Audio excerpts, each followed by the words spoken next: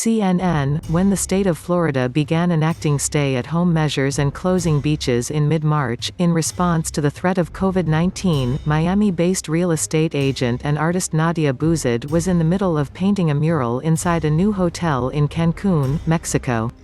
Putting down the paintbrush, she picked up her phone and began searching airfares to return home. I watched a seat on the flight I wanted go from $200 to $70 to $350, Bouzid tells CNN Travel. I booked it and flew, but the flight was spookily empty.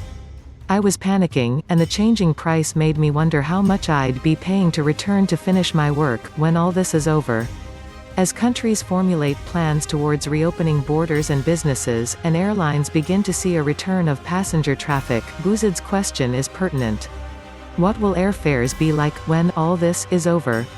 Social distancing means fewer seats sold, so will airfares go higher?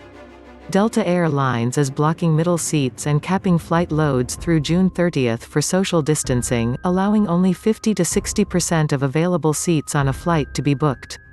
Other airlines adopting similar controls include Emirates, American Airlines, Japan Airlines, United and more. Many other airlines are allowing bookings as normal, with one going so far as attempting to have passengers pay to observe social distancing. On May 4, ultra-low-cost U.S. carrier Frontier Airlines announced a more room fee purchasable for flights between May 8 and August 31. With this fee, a passenger could pay from $39 each way to guarantee that the middle seat stays unoccupied.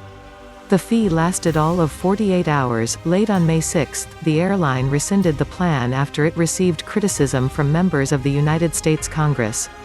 We recognize the concerns raised that we are profiting from safety, and this was never our intent, Frontier CEO Barry Biffle said in a letter to the lawmakers.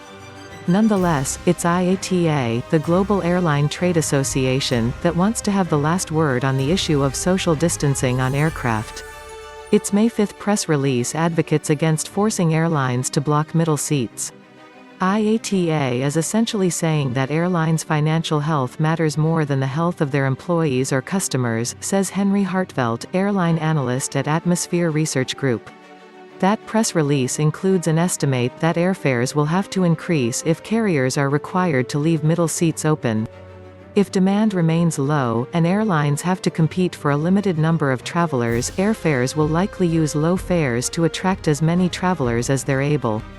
What's crucial to restoring that demand, says Hartvelt, is first restoring a sense of safety. Fear and trust will be the two emotions at the forefront of people's minds when planning a trip, and if a person doesn't feel an airline adequately respects their health, they will find an airline that does.